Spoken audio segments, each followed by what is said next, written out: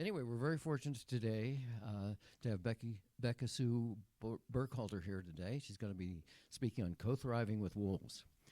Becca Sue earned her ecology degree from the University of North Texas, where she then did biological field studies in North Texas and the southern tip of Chile. She has been working with wild canids in captivity for about 5 years now.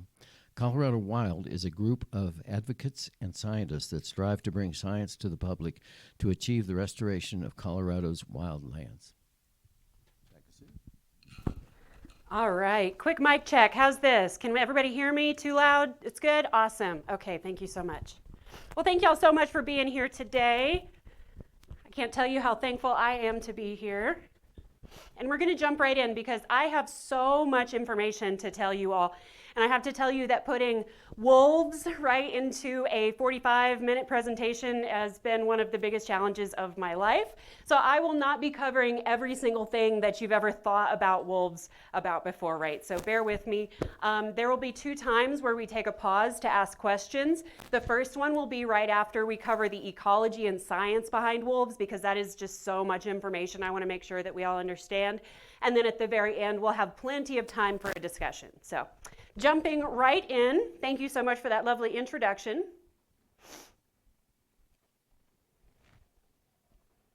Well, here we go. So this presentation is called The Truth About Wolves. So here's a quick overview of what this presentation will cover. It'll be about 45 minutes of solid information.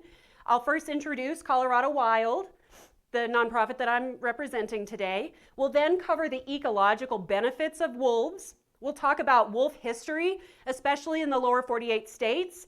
And then we'll talk about wolves today, especially in the lower 48 states and, of course, in Colorado. And then we're going to talk about the science and importance of coexistence. And finally, no wolf or carnivore advocacy presentation would be complete unless I told you all what we can do about this issue. And luckily in Colorado, we do have quite a bit of power at our fingertips for wolves. And then, of course, again, we'll have a chance for question or a discussion afterward. So we are Colorado Wild. I'm going to read our mission statement quickly. It is to connect science with ethics and advocacy to accomplish the restoration and conservation of Colorado's wildlife and wildlands. So again, that's me. My name is Becca Sue. I earned my ecology degree, and that is one of my dear friends, Micah, who has actually passed. He was about 14 years old. But I have a unique perspective about wolves because I did work very, very closely with them in captivity. This is Delia Malone. I would not be surprised if somebody out there recognizes her picture or name. She is an ecologist, and she has been doing active research in Colorado for almost 30 years now, and she is our founder, an incredible woman. The rest of us are a group of scientists and advocates, and the thing that we have in common is that we all love wolves. Okay, so first, something that has nothing to do with wolves. I don't know if any of you watch Parks and Recreation, but when I saw this live, on Parks and Rec when I first watched it, I actually didn't laugh because it was just a little bit too true to my life as a science advocate. So Leslie Knope says, "All I have on my side is facts and science." People hate facts and science, and that is true, unfortunately. But I'm not just showing you this silly meme to make you go watch Parks and Rec. I'm showing you this silly meme to tell you that the information that I'm providing you with today came from decades of good, peer-reviewed, rigorous research. All of this information is very logical and very verifiable, and I have about 10 pages of citations. If you'd like to see any of them, I would be more than happy to provide those to you. So, what good are wolves anyway, or what are the ecological benefits of wolves? So first of all, it's basic ecology. Our wildlands need our wildlife, especially our top carnivores. Here we go. But how do they benefit humans? They benefit humans by providing us with ecosystem services. So give me a nod or a shake. Do we know what ecosystem services are?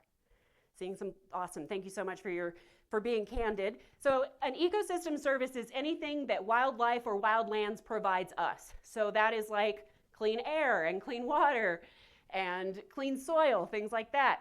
How do wolves provide humans with those things? I'm getting confused on my buttons here. So first of all, wolves keep the ecosystems in balance. They're often referred to as a keystone species. So over there is a picture of a stone archway, and I'm just going to walk over there. This stone in the middle is called the keystone.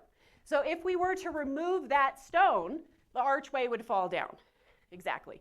And it's a good metaphor for wolves because wolves hold up the rest of the ecosystem. And when you get down to the very basics of how and why, the answer is by moderating herbivore populations. So by moderating herbivore populations, by controlling their populations, they set the stage for healthy ecosystems. So again, give me a big nod or a big shake. Have we heard of the reintroduction of wolves into Yellowstone National Park? You're like, yeah. Some of you are like this, some of you are like, no. Okay, so wolves were purposefully extirpated from Yellowstone National Park in the 1920s, and then they were reintroduced in 1995 and 96.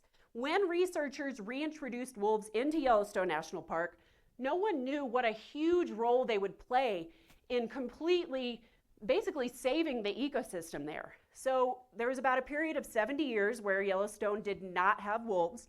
And during that time period, the herbivore populations absolutely skyrocketed, right? And we're basically talking about the ungulates. So that's moose, deer, and elk, hooved animals. Bison are included as well. Because there were so many ungulates, they didn't allow for vegetation to grow.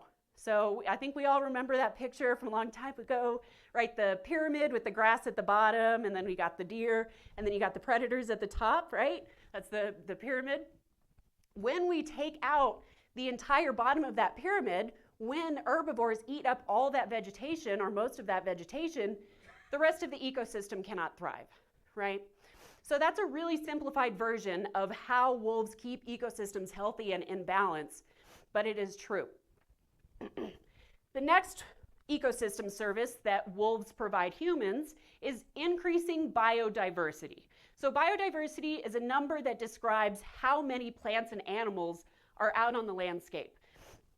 Biodiversity is always a good thing because it makes ecosystems more resilient and resistant to stresses like climate change or drought or famine or fire. Hold on, I need some water. So how does that work?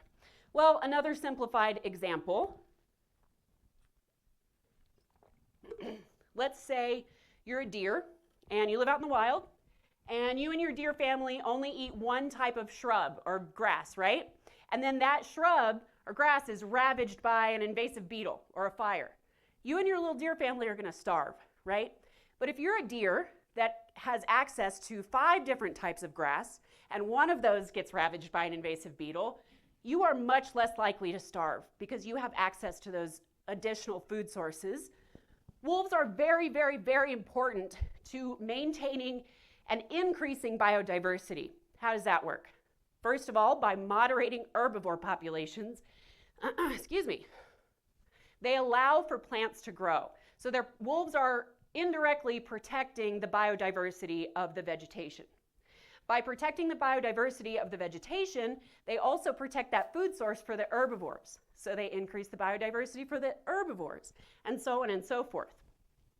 One really cool study that came out showed that bears benefit from wolves because when we have too many herbivores, they didn't allow for berries to form on the bushes, and so bears lost that food source. So it's a good example of how wolves increase biodiversity. And I could go on and on and on. I could probably do a 4-hour presentation on biodiversity and wolves alone.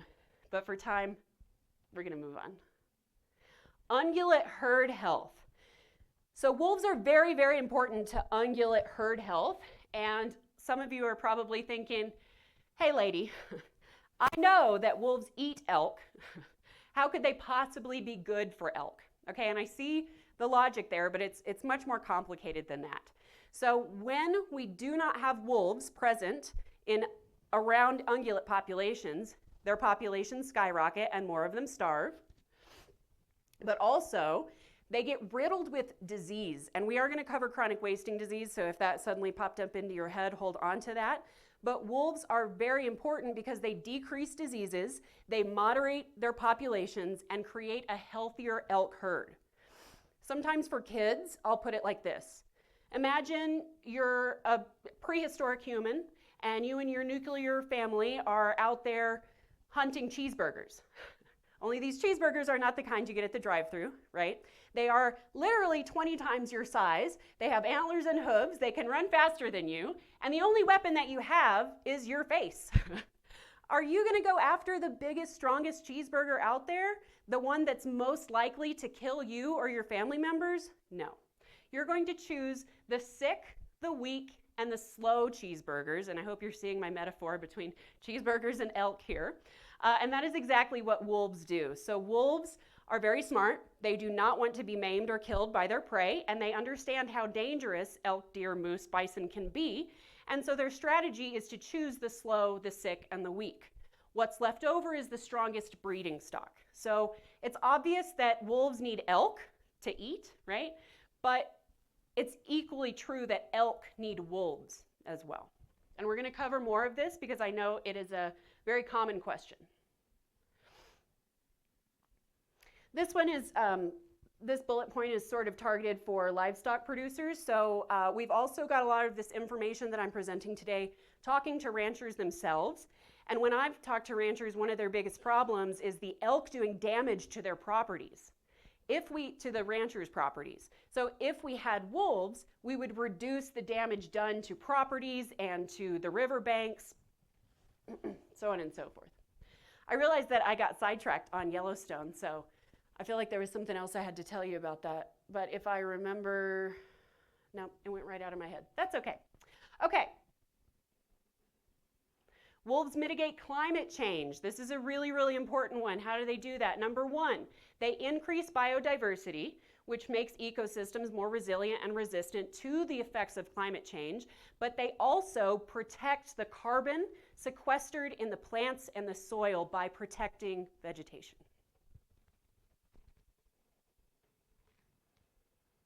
Okay, so this is where we're going to take a pause and make sure that everything I've said makes sense so far. Does anybody have any questions? Give me a hand raise so we can. Thank you so much.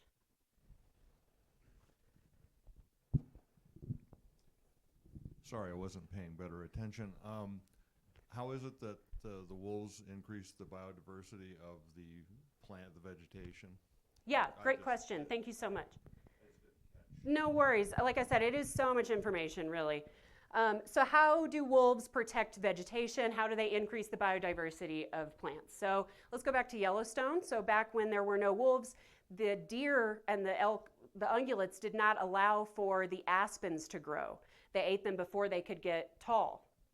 Yeah, see where I'm going with this? And so now that we have wolves, now that wolves have moderated those herbivore populations, we have had an innumerable number of plant species return to Yellowstone National Park because wolves are moderating their populations, but they're also chasing the elk around. So when there weren't wolves, the elk stayed in the valleys and they completely decimated the embankments. So we lost those aquatic ecosystems. We lost the biodiversity of those aquatic ecosystems as well. And when wolves chase them away from the banks, they're able to hold onto the soil, rivers come back, and that is what we've seen in Yellowstone. Yeah.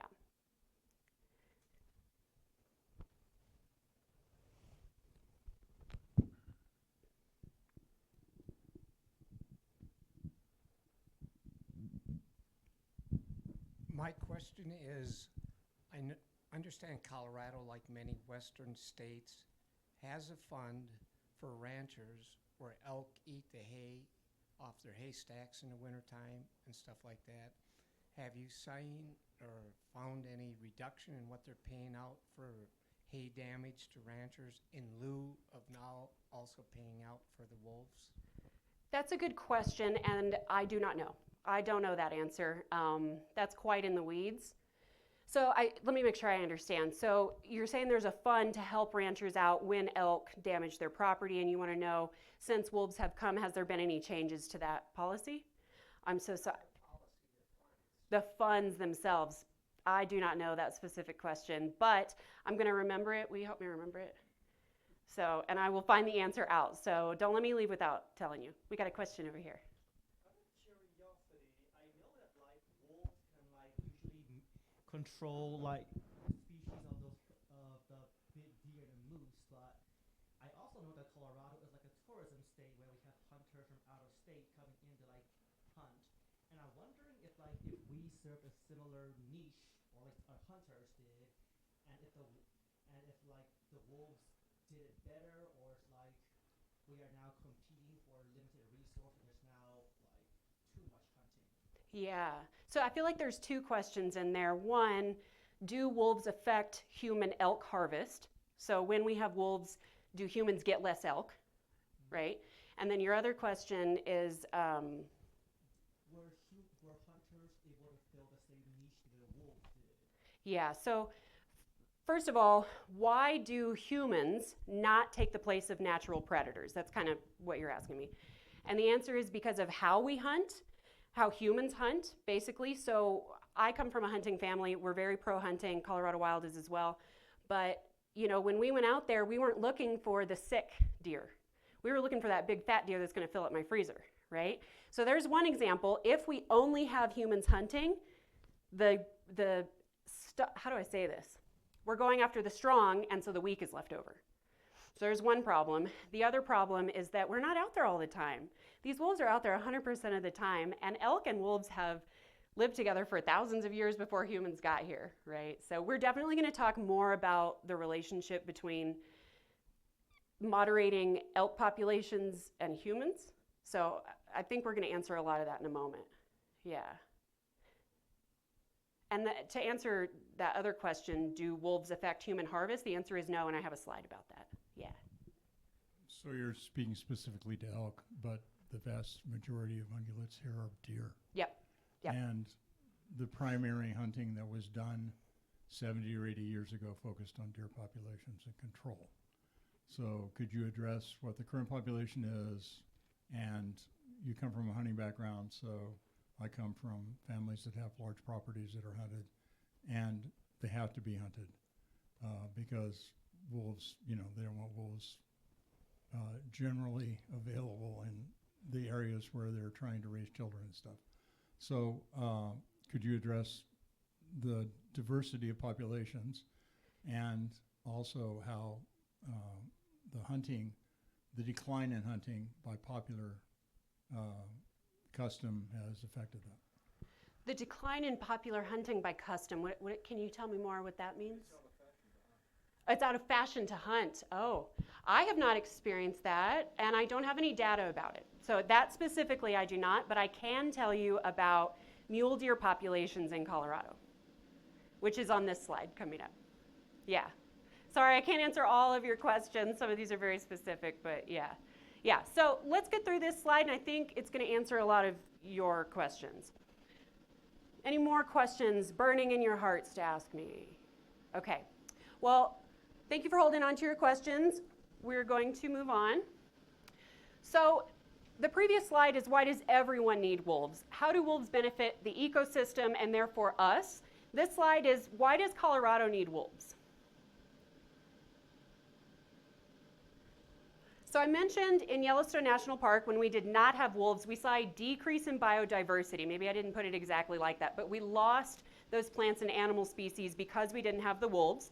And we are starting to see that here in Colorado. And here are two really good metrics for that. So you've probably heard of the Endangered Species Act. We have 33 species listed as threatened or endangered in Colorado. You may or may not heard of SWAP, the State Wildlife Action Plan. For simplicity's sake, that's kind of similar to the Endangered Species Act. And we have 274 species in Colorado listed as the greatest conservation concern. So these two things let us know that we are rapidly losing biodiversity, and that's a big part because we don't have our native carnivores like wolves on the landscape. We have an extreme overpopulation of ungulates, so we have over 300,000 elk and over 430,000 mule deer in this state. That is more than all the states that surround us combined and more than any other state individually, right? So a common question that I get is, how do you define overpopulation? That is a very specific word defined by the government, but it's fairly obvious that we have an overpopulation of ungulates when we have hundreds of thousands and more than the other states. Chronic wasting disease. So here comes a big chronic wasting disease. Give me a big yes or no. Do we know what chronic wasting disease is? Seeing some yeses, seeing some kind of like this. Okay, so chronic wasting disease is a prion disease. It's kind of similar to, it's very similar to mad cow, and it is 100% lethal to ungulates. So moose, deer, bison can get it, even cows can get it, and it is 100% lethal to them. Wolves go after diseased animals. So if you've ever wondered why your dog or dogs can smell cancer, can be trained to smell cancer, it's probably because wolves evolved to smell diseases in their prey. Because if that animal is diseased, then they're easier to catch and less risk of getting killed themselves, right? So what kind of rates of chronic wasting disease do we have in Colorado? So first of all, chronic wasting disease started in Colorado, and in 2018, 58% of mule deer herds had chronic wasting disease in their herds. As of 2024, that number had risen to 75%. So our ungulate populations are riddled with chronic wasting disease, and those disease rates are only increasing in this state and country. A good reason to want wolves here, because they are very, very well known to decrease chronic wasting disease in ungulate populations. Another reason Colorado could use wolves is the tourism money. So Yellowstone National Park generates over $82 million a year just from people coming to look at wolves, right? That does not include the money that they spend in the surrounding areas. That does not include the money that they spend vacationing to Yellowstone. That is the money that they spend in the park, $82 million. I don't know about you, but I feel like Colorado could use that kind of money every year. And by the way, that money is only increasing every year. So every year Yellowstone makes more and more. Now, wolves are inherently beautiful, necessary animals to our ecosystems, but they could also bring us a lot of money if we did it right. And finally, why does Colorado need wolves?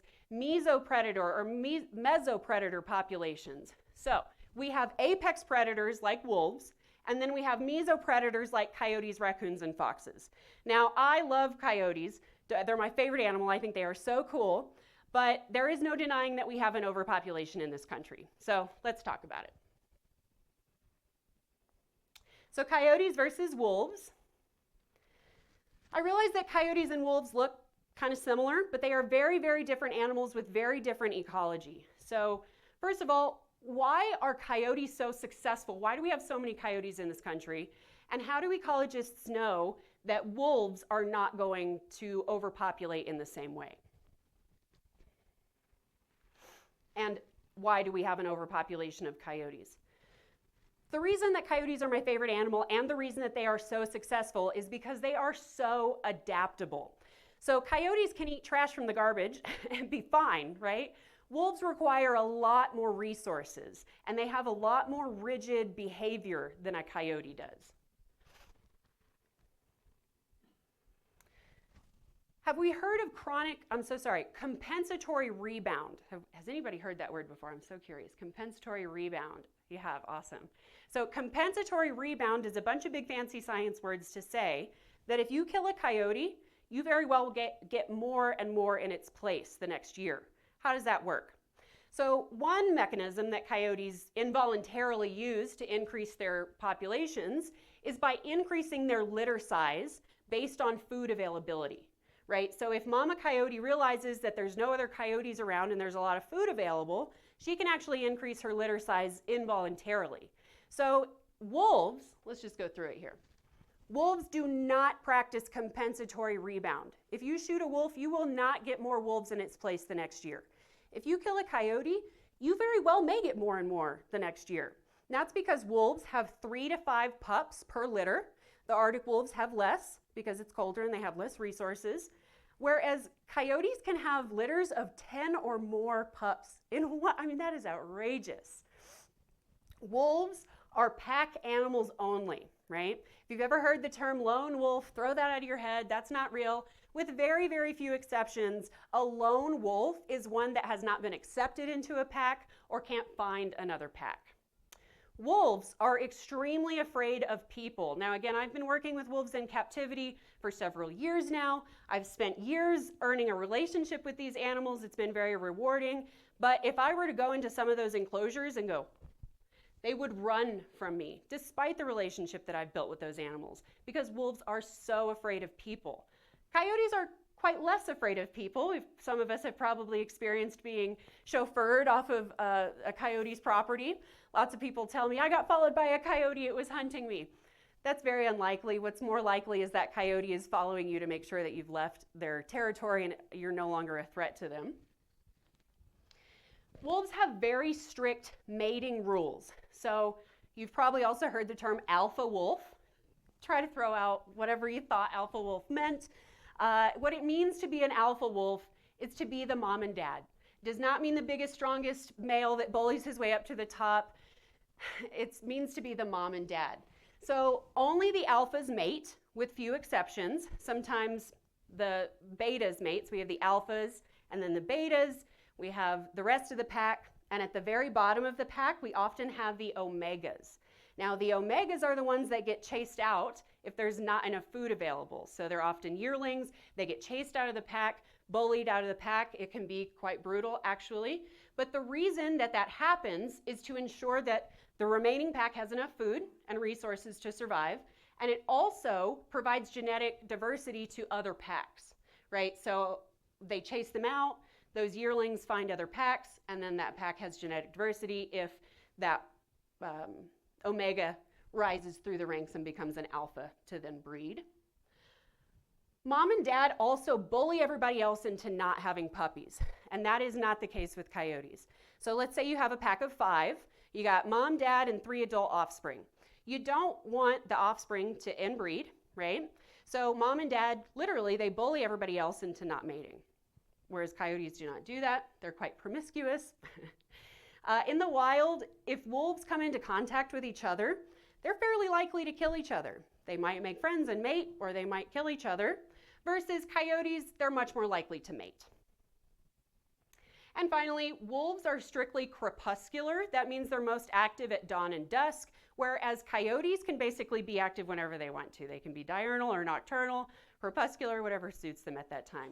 So the whole point of this is that coyotes and wolves are very different animals. Coyotes do overpopulate, and part of the reason is because they're so adaptable, but also because we don't have wolves, their top predator and competitor on the landscape. So wolves hate coyotes. They hate them. They really do. And wolves are very good at controlling coyote populations as well. All right. So thank you so much. I know this is a lot of information. I'm going to pause here and answer the 2 most common questions. The first most common question I get is, am I going to get eaten by a wolf? Let's talk about it. So in Yellowstone National Park from 1995, when they were reintroduced, to 2018, they had well over 100 million visitors. These are people who are in the backcountry, hiking alone. No one has ever been injured by a wolf in Yellowstone National Park. So I am not going to stand here and lie to you and tell you that no one has ever been attacked by a wolf. That would be a lie. But I am going to try and put it in perspective. So I want you all to guess, shout it out to me if you will, be honest. How many people do you believe have been killed by wolves in North America in the past 150 years? About 50. 0. 2. Did you just look that up? Less than 10. You're right. Gold star. Yeah, it's 2. 2 people. And it's really, really important to note that both of those situations, these animals were being habituated to people because somebody was feeding them. So don't feed wildlife, especially not wildlife like top predators and carnivores. I mean, it's just so dumb. So let's put that in perspective. How many people, this is in America, from the CDC, are killed by dogs every year? What do you think? Shout it out. 100. That's a good guess. 500. The answer is, what is it? 1,000. The answer is 42. About 42. Okay, how about cows? How many Americans die by a cow every year? What do you think? Heart attack? I don't know exactly how a cow kills a person, but yeah. 20. You're right. Good job. 20 people every year. Okay, this one's my favorite. How about lawnmowers? 1,000. The answer is 90. 90 Americans die by lawnmower every year, and it's kind of funny because my grandfather actually almost died in a lawnmower accident. But yeah, so those 2 people killed in the past 150 years. If you're really dumb, it could happen. Don't be dumb, be smart. It sort of begs the question, what do you do if you see a wolf in the wild? So I would say consider yourself lucky, get out your binoculars because it's going to be a mile away, right?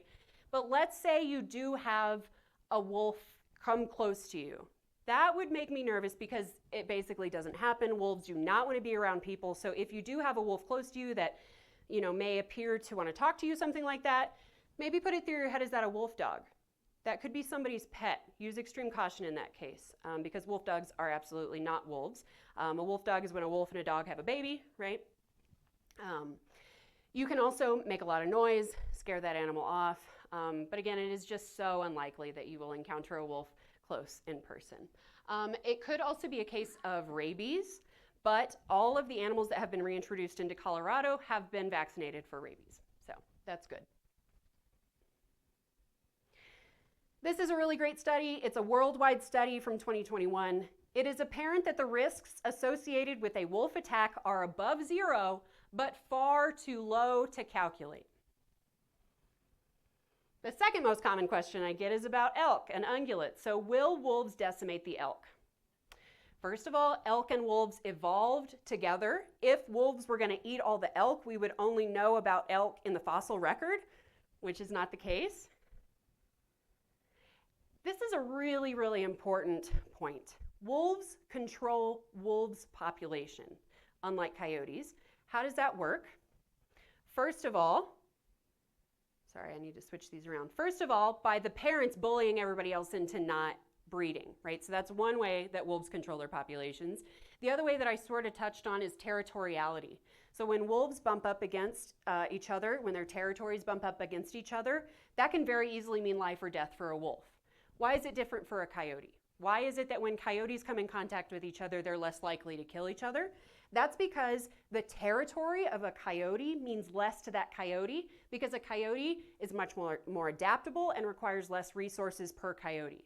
Versus a wolf, if a wolf gives up an inch of territory, that could mean the difference between his family surviving or not. In general, where wolves are, ungulate populations have increased and remain stable. But why believe me? Why believe this guy, Matt Barnes? Let's look at some data. So will wolves decimate the elk? This is from Montana from 2004 to 2018. The blue represents elk. The orange bars represent wolves. So if wolves were going to decimate elk, as we saw those orange bars go up, we would see that blue line go down.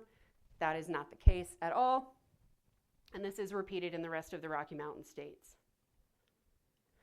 Will wolves hinder human harvest? So the elk harvest is represented in blue. Wolves' numbers are represented by those orange bars again. And you can see that no, wolves did not affect human harvest of elk. So this is a quote by Aldo Leopold. Aldo Leopold actually participated in the extirpations and the purposeful exterminations of wolves, but then he had this really spiritual experience that he details in Thinking Like a Mountain. If you have never read Thinking Like a Mountain, get ready to cry. It's about 2 pages. I highly, highly recommend it. But in this essay, in 1949, by the way, keep that in mind, he says, I thought that because fewer wolves meant more deer, that no wolves would mean a hunter's paradise. But I sensed that neither the wolf nor the mountain agreed with such a view. So after he realized what he was doing was ethically wrong and against science, Aldo Leopold actually became the father of modern American wildlife conservation. So I love this story because it shows that people can change their minds when presented with science, sometimes. All right, now we're jumping into wolf history. This map is the historic wild wolf range, so that is before Europeans. You can see that blue is the established wolf range, and what this map says is that wolves occupied every state in the lower 48 state. This map conservatively represents about 2 million wolves on the landscape at one time. So again, this is pre-European. let's look at what the picture looks like today.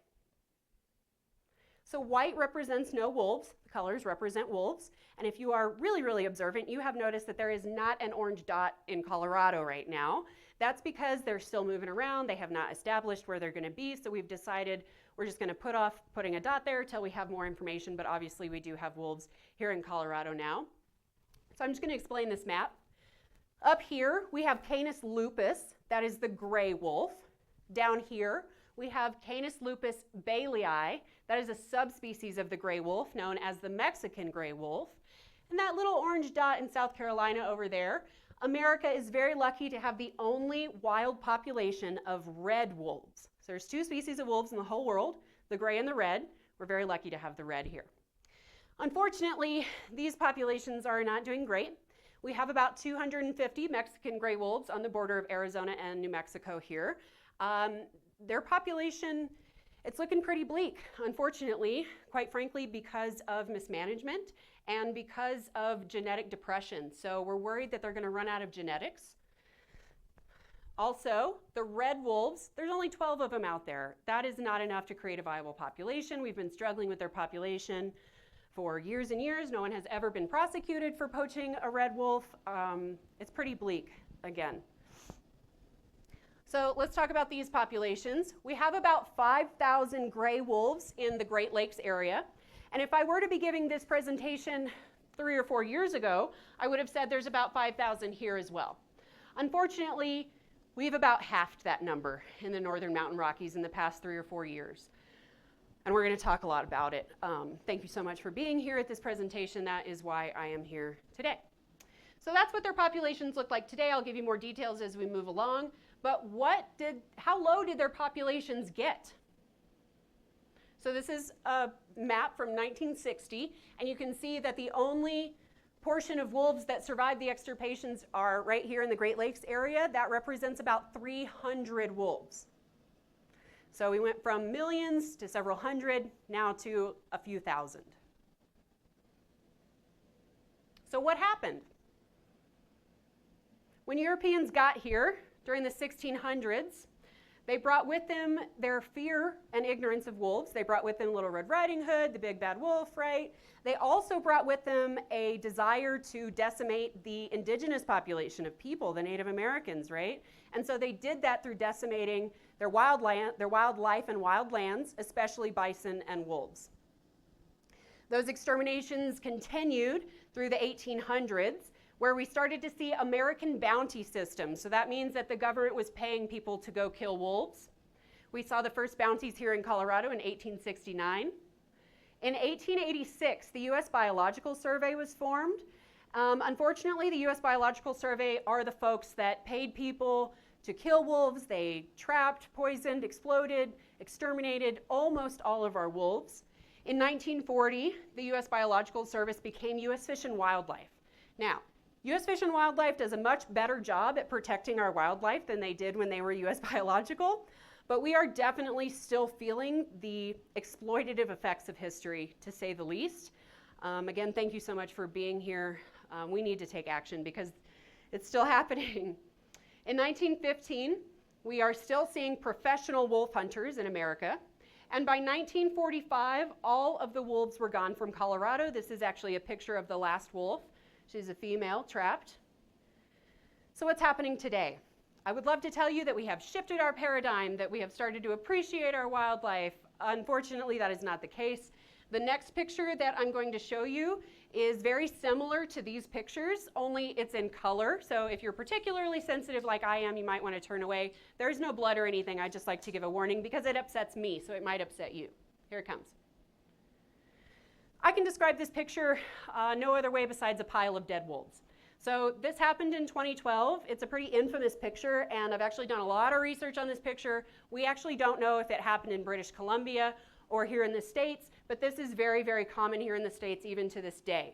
So this was completely legal. All of these wolves were taken in a weekend, and it was completely legal. Oh, I got so much to tell y'all. And you can, I don't know if y'all can see it, but these animals are even radio collared.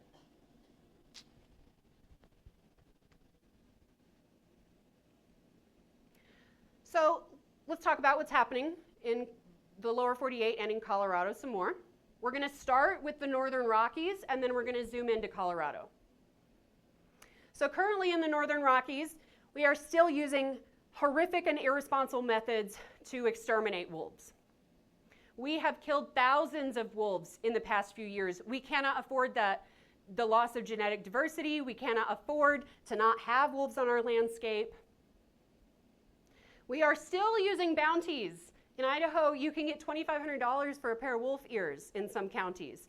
There are large swaths of the northern mountain Rockies that there are no tag limits to kill wolves or no tag required, right? So especially in Wyoming, I think 70 or 80% of Wyoming is what's called a predator zone, and that means basically anybody can go out and kill as many wolves as they want to.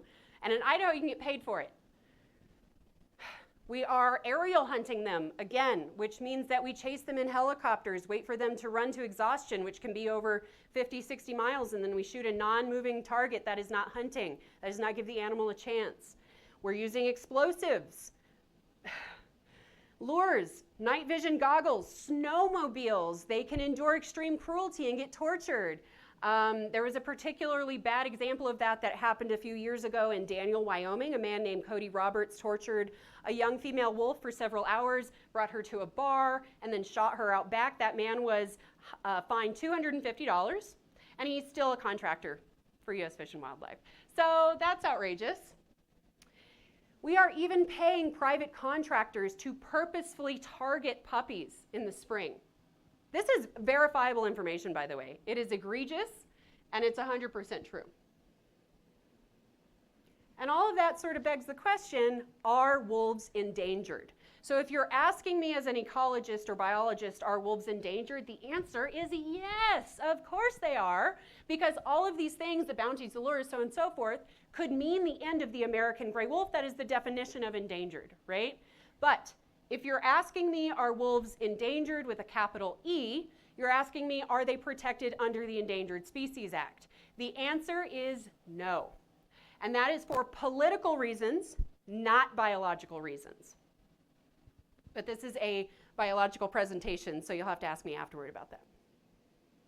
We've even lost over 25% of our protected Yellowstone wolves in the past 3 years. And that's because it's legal for people to bait them right outside, and as soon as they get over that border, they're able to shoot them.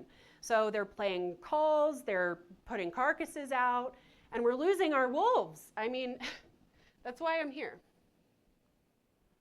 Wolves' numbers are steadily declining due to human persecution. There is no denying it.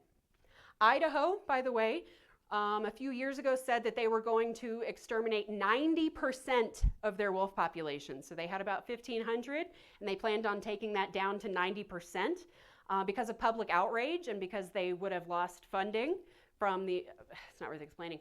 They have since dropped that to 60%. So they are still in the process of exterminating 60% of their wolves in Idaho. All that adds up to the absolute fact that Colorado is critical habitat for wolves, and that we have absolutely got to do better for our wildlife. All right, wolves in Colorado today. So again, in 1945, they were systematically and purposefully extirpated. By the way, extirpate just means exterminated from or extinct from a geographical area. From 1945 to 2023, we did have several animals wander down from those northern populations. However, poaching and hunting and car accidents did not allow for a viable population here in Colorado. And also, even if those wolves had not been poached, hunted, and hit by cars, they still would not have had much of a chance because a lone wolf does not do well in the wild. They need their families just like us. So to have one animal wander down and survive would be a miracle, and then to have them survive hundreds of miles of wolf-hating territory from the north to Colorado was also a miracle. So again, we could not get a viable population in Colorado, and in 2023, they were reintroduced through Proposition 114. Now I know we all probably have a lot of opinions about that. I am very prepared and happy to answer questions about Proposition 114, but again, this is a ecological, biological presentation and not a political one. Today, Colorado Parks and Wildlife and U.S. Fish and Wildlife are legally obligated to create a self-sustaining population of wolves in Colorado based on the best available science. That is revolutionary verbiage, and it's really, really exciting. Another thing that's happening in Colorado with wolves that is bigger than wolves and bigger than Colorado is the fact that the money for the reintroduction is not coming from hunting and fishing licenses. Now again, not against hunting. I come from a hunting family. I love game meat. But, sorry, I lost my train of thought here. What did I just say? I just went right out of my head. Whatever. Thank you so much. Good Lord. Okay. The funding for the reintroduction, and again, I love game meat. However, when you have conservation steeped in exploitation, it really fails animals that are not being exploited. So for example, this system of conservation, getting money from fishing and hunting licenses, has worked really well for the things that we eat, like elk and salmon, but it has really failed our predators, especially like wolves. So the fact that we are starting to wrench away that power from a very select few of people, especially trophy hunters who want to hunt wolves, we're pulling that back to people who use nature non-consumptively, take pictures of tourism, things like that. And that is really, really exciting.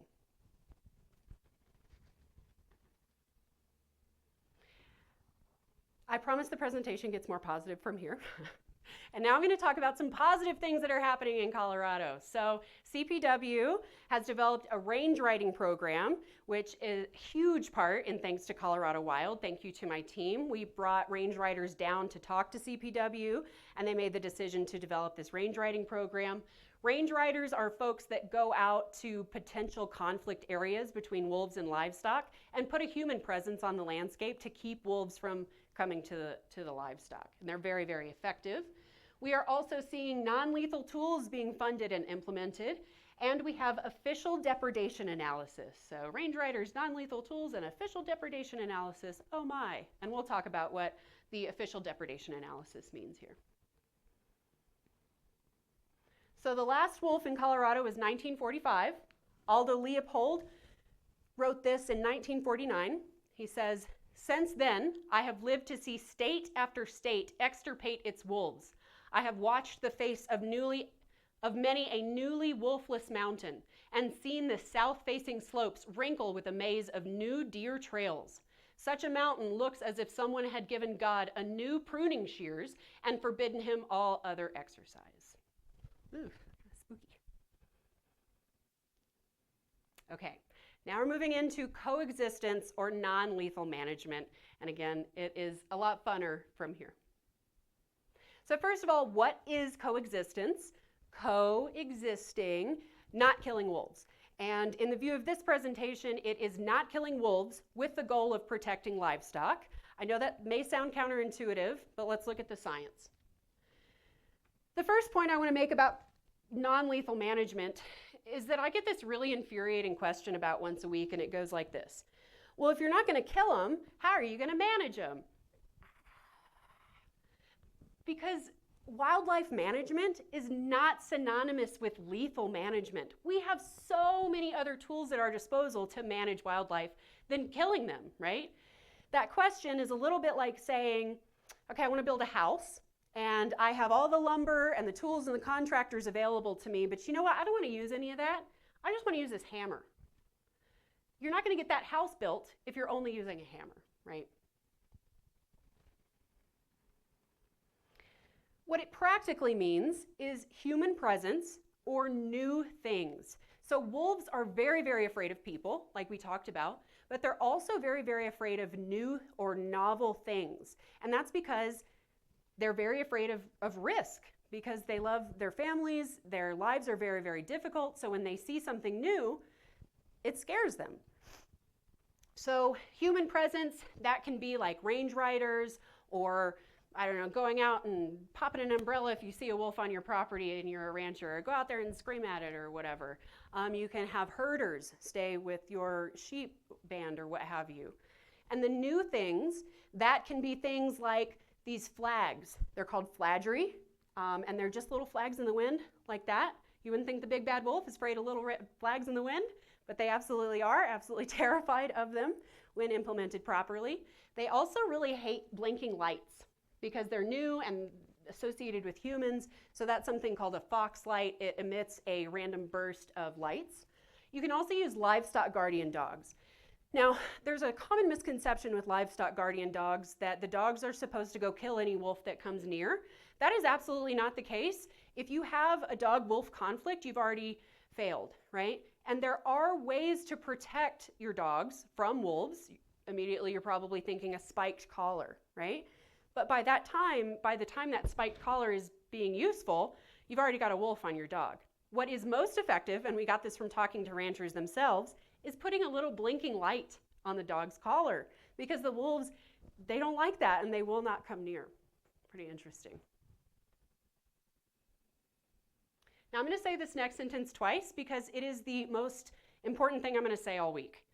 Coexisting with wolves, not killing wolves, is the most effective and efficient method to protect livestock from wolves. Coexisting with wolves is the most effective and efficient method to protect livestock from wolves. Why? Number one, because wolves are so afraid of new things and people. And number two, because many of these materials are cheap, readily available, and require little to no effort on the part of the livestock producer. Now, there's a lot of nuance here. Again, I could talk forever and ever about this issue, but these are the basic facts.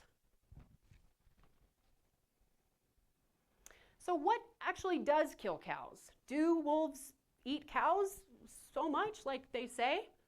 So this is information from USDA 2010. They just haven't come out with their next report yet. That's why I'm using this data from 2010. And it's from the areas of this country where we have wolves and where we have livestock. So basically that is the northern mountain Rockies and the Great Lakes area. So, and it's unintended cattle death, right? Like not to slaughter. What kills cows before we can eat them? So number one is respiratory problems, unknown, digestive, calving, weather, disease, way down here, wolves. So 0.2% of unintended cattle loss in the areas of this country where we have wolves and livestock were taken by wolves. Now, it's really important to look at this through the lens of two pieces of information. Number one, most of these numbers are self-reported. Now, I am not calling these people liars, but personally, even I could not tell the difference between a wolf bite and a coyote bite. And ranchers are compensated for losses to wolves, and they are not compensated for losses to coyotes. Another important piece of information to look at this through is that none of these people, I don't want to say none, I'm struggling here because I want to be careful with how I say this. Very few of these people are using coexistence methods. If we could get people to protect their cattle or their sheep a little bit, we could bring this number down to very, very close to zero.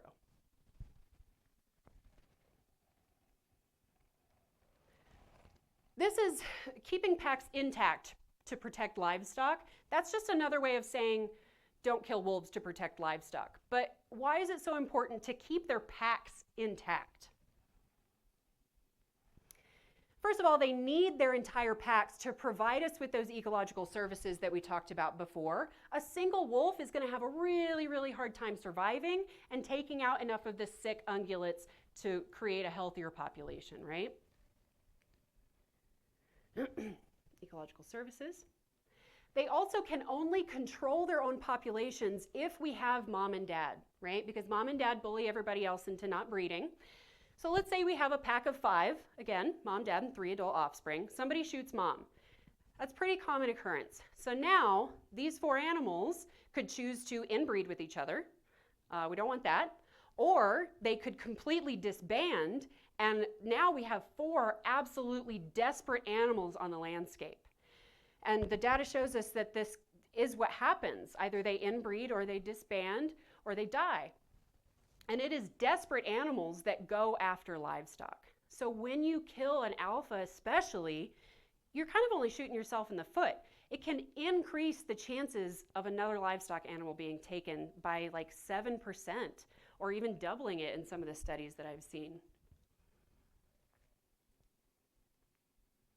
Killing family members makes desperate animals.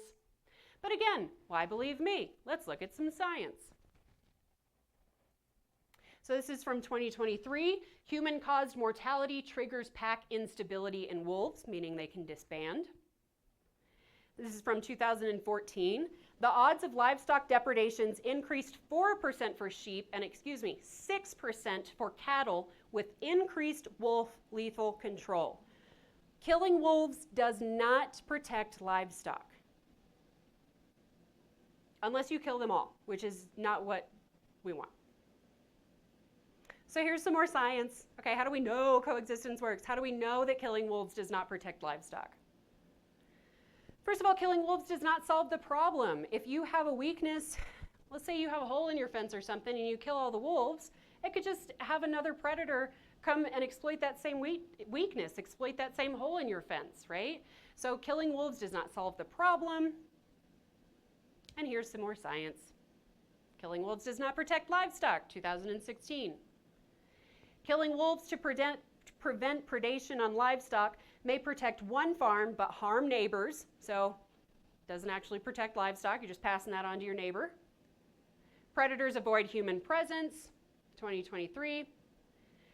The other reason that we know coexistence works is by talking to ranchers themselves. So here is 4 examples of some really, really great coexistence programs. There's lots more people using coexistence methods, but these guys have been doing it for decades and had really dramatically successful results, especially the Wood River Wolf Project.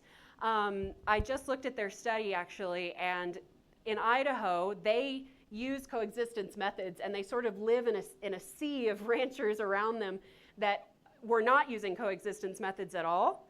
And they lost an average of 4 sheep per year, whereas their neighbors lost 2 to 18 times more sheep not using coexistence methods. So coexistence methods, like those flags and the lights and the range riders, are extremely effective. And it's basic ecology. We know coexistence works because we absolutely need our top predators on the landscape. We need our wildlife on our wild lands. Thank you all so much for listening to all that information. I stumbled through some of it. Thank you for your patience and your participation. But now I'm going to tell you what we can do about it. Unfortunately, we have passed the 10-year plan, but we still have some really great things that we can do. And in Colorado, there are 11 voting members of the Colorado Wildlife Commission, right? And those are the folks that make all the wolf decisions. So here's their email. Please send them an email. Write this down. Here is a QR code if you're that kind of person, if you want to contact the commission here. Really, really, really important to email them. Get your voice out there. I am basically begging you. Please email them. All you got to do is say, hey, I like wolves. Or, hey, I understand the value of wolves. I want them around. It doesn't need to be a super long, thought out essay. I mean, if you want to do that, that is fantastic. But don't feel so much pressure. You can also go to their meetings. So once a month, they have CPW commission meetings, right? And it is so important to attend those meetings. If you want to save wolves, this is the #1 thing you can do. Go to their meetings. The location changes every month. They just had one in Glenwood Springs. I'm going to be attending the one in Grand Junction next month, but you don't have to physically go. You can also speak virtually, and you can also send them emails about the subjects that they're covering in those meetings. You can also buy the wolf plate. Buy the wolf plate. So the Born to Be Wild wolf license plate from the Rocky Mountain Wolf Foundation has raised, I think it's like $800,000 so far for non-lethal coexistence with wolves. So it's really cool license plate. It gives about $50 a year to coexistence. Highly, highly recommend. It is a really clever funding source for non-lethal coexistence. Okay, so I am going to leave this screen up now, but I am absolutely ready for questions. So now discussion. Oh, don't clap. No, no clap. Thank you so much, but it's not worth clapping for.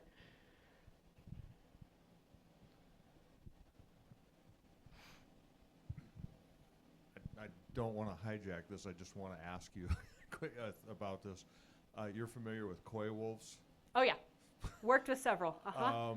I find it fascinating, but you know, if you're going to introduce something, are they like wolves or are they more like coyotes? And if they continue across the United States, what's going to happen to the ecosystem? So if coy wolves go, They seem to be doing pretty well as far as getting around, especially urban areas. People Okay. don't see them; they're scared to death. I have heard Coy about wolves, like in LA. there is what's happened is in the upper northeast we killed off all the wolves because of course we did, and then what happened was the wolves that were left went into Canada and unbelievably started mating with the coyotes, and they created what is called a coy wolf, and these are they're well, being in the West, coyotes are smart.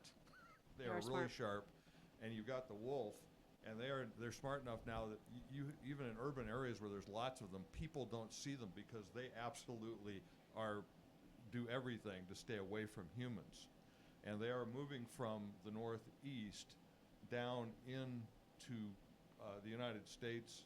And I kept looking at, I haven't seen anything for like 4 or 5 years on this, but it appeared to me they can go right down through Chicago. They can keep working, and of course, me, I want to know what's going to happen to Montana.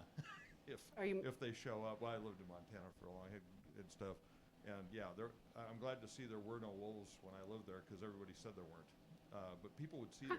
It was like Elvis. They would Oh see yeah, them. it's like Elvis. But the coy wolves, I kept thinking, no, Mother Nature has a way of screwing things up. So you can have your wolves and you can have your coyotes, but you may end up with a situation Yeah.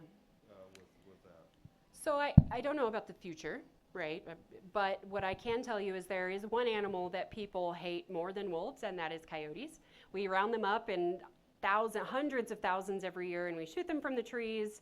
Coyote killing contests are very, very common. Hundreds, thousands of coyotes can die in a weekend. And because of that compensatory rebound, it's only exacerbating our problem, right? So, But if I had to put my money on it, I would say if that were ever to become a problem, they would get exterminated. Unfortunately, that's what I would say because of the hatred that surrounds wolves and coyotes. But again, all of that's speculative because I do not have. Do you know what's going on right now? With the coy wolves, so no. I do not have details about what's happening with the coy wolves. I can tell you that there is a population of coy wolves in the urban areas and that population is doing something. Yeah, that's all I got. Yeah, I don't know, but that's a really good question that I'm going to find out about after this. Yeah, it's a good thought. Yeah, I will say that the coy wolves that I've worked with were absolutely nutso. So, never made friends with a coyote as long as I tried. I have one quick question and one more real question. Do coyotes eat roadrunners? Do coyotes eat roadrunners? And my real question is, you had a slide earlier that had 1869 with Colorado, I believe, allowing hunting of wolves. And I guess historically, was there an event? Was there like a second gold rush? Was it the railroads or whatever? What motivated them to do that back in 1869? So first of all, do coyotes eat roadrunners? I'm going to say yes, because they'll eat damn well almost anything. If they can catch them. Yeah, I'm not sure. I'm curious, what makes you ask that question? Do you love roadrunners or? No, you just. Oh, from the car. Oh, duh. That's right, and they carry big anvils around too. Yeah, okay, I'm with you now. And tell me your other question again. That's right. So actually, it was in 1869 we saw Colorado bounty systems. Bounties. So that was actually before Colorado became a state, and I don't know the answer to that question. I'm going to say that's when humans showed up and started settling in numbers enough to have a systematic approach to exterminating animals. It's a good question, though. Yeah. Y'all are good question askers. So actually, it was a fur trade. Do you hear him? It was the fur trade. Thank you. Yeah. Yes. So my question is, we've utilized Anatolians. Are you familiar with Anatolians? I am. Great animals. So What I don't understand is why there isn't this huge movement to incorporate Anatolians to solve the problem of the boundary issues. I'm sorry, you mean like livestock guardian dogs are usually Pyrenees instead of Anatolian? Pyrenees don't work as well as Anatolians. But Oh yeah? I had no idea that's... But Anatolians are faster and larger. Oh, so nice. they're more Yeah. similar to wolves. Yeah. But they're also pack animals that are very adaptive and, work against wolves in a specific herd situation. So what I don't understand is why this hasn't been Yeah. promulgated throughout the United States, because Yeah. our fear is based on the constant encroachment of predators into an increasingly human environment. Yeah, that's a great question. Sounds like a call to advocacy more than a question. Like I agree with you. I think we should be using Anatolians as well. That's a question that I would ask one of our rancher friends, like Suzanne Eshes Stone from Wood River. They use Pyrenees. I'm curious why. We have a Pyrenees. I love Pyrenees. I've never had an Anatolian. I'm not sure. One thing could be speculative again, right? Perhaps Anatolians are more aggressive. Maybe, and they're not, and the purpose is to deter the wolves instead of fight with them, right? So yeah, gosh, I don't know. Maybe there's not a good breeding program. We have Pyrenees too. Yeah, do you have Anatolians as well? So they're very different, but neither one of them are aggressive. Yeah, that's a great question. I will have to ask one of my rancher friends next time I see them. Let me ask you also about the prion. So Yeah, you're Chronic saying wasting there's this disease. huge increase in prions. Normally it's distributed by reintroducing proteins that come from brains. Like mad cow. Is that the case with the deer, or is it another source? So we're not exactly sure where chronic wasting disease came from exactly. We're very strongly suspicious that it came out of a study from, I think it was CSU. God, I hope I have that university right. But a university in Colorado was doing studies, and we're fairly certain that mad cow like morphed or honestly, I'm not an epidemiologist or whatever, so I don't know the specifics of how that prion got transferred to wildlife, but it went from cows to wildlife, if that helps to answer your question. And it's very similar to mad cow, and people are also very suspicious that, oh God, what's the name of that disease? Creutzfeldt-Jakob? Somebody help, is that it? How do you say it one more time for me? How do you? Oh my gosh, I'm never okay, that one. They think it might be mad cow or very, very closely related to mad cow or chronic wasting disease. And because of the variability of chronic wasting disease in mad cow, we're fairly certain, or people that study this are fairly certain, that it could spill over into humans, which is part of the reason that is such an issue. Does that help? Did that answer your question at all? I'm sorry. Oh, sorry. I wanted to have an add-on to this. We were worried about mad cow when it was so prevalent about 30-some years ago. Isn't there a danger to the wolves that attack, say, a deer with chronic wasting disease, that they will get the disease themselves? That's a good question. So why do wolves not get chronic wasting disease? It's actually one of the reasons, so no, wolves will not get chronic wasting disease. And by the way, pronghorn also do not get chronic wasting disease. Kind of interesting, right? Because they're antelopes, not elk or whatever. But wolves do not get chronic wasting disease, partially because their stomach acid is so strong. So we have stomach acid at like 2 pH, but their stomach acid is like 1.5, and it's on a logarithmic scale, so there's so much more. Yeah, so coyotes, for example, also have that strong acidity, and I know for a fact that they cannot get like the bubonic plague. Coyotes cannot, which, by the way, I don't know if you guys knew this, but the bubonic plague does exist in prairie dogs in Colorado. Oh, that's crazy. I love prairie dogs too, but coyotes are one of the only animals that we had before wolves that could deal with that disease population of bubonic plague in prairie dogs for us. So yeah, good question. Realistically, if the wolves did get reintroduced, or like, I'm not sure they actually have right already, but which part of Colorado do you think they will realistically be, reintroduced to, or which areas? Yeah, that's a great question. So they have been reintroduced, and they're choosing, CPW makes those decisions. So I don't know where they'll release them next, but where they have been releasing them is on public land and as far away from people as they can.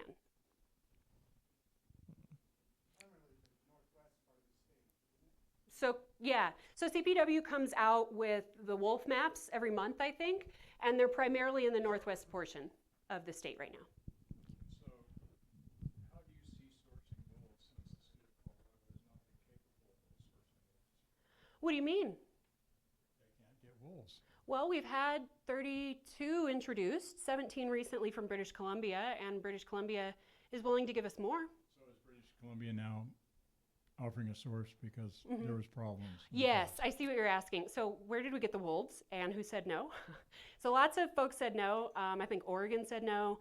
The Ute tribe said no, I believe. So yeah, we had to do some searching, but the last round, the second round, came from British Columbia. Yeah, good question. Anybody else?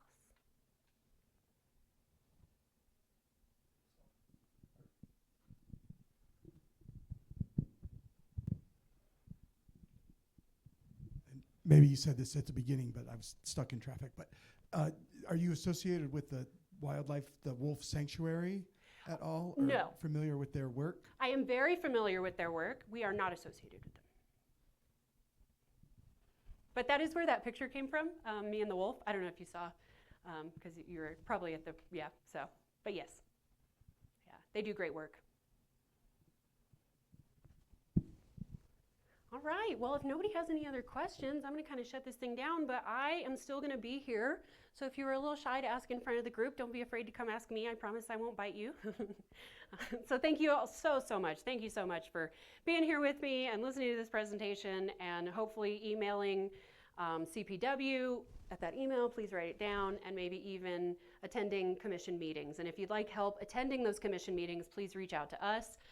Final piece of information. Here is a shameless plug for our social media. Please follow us on social media if you would like to.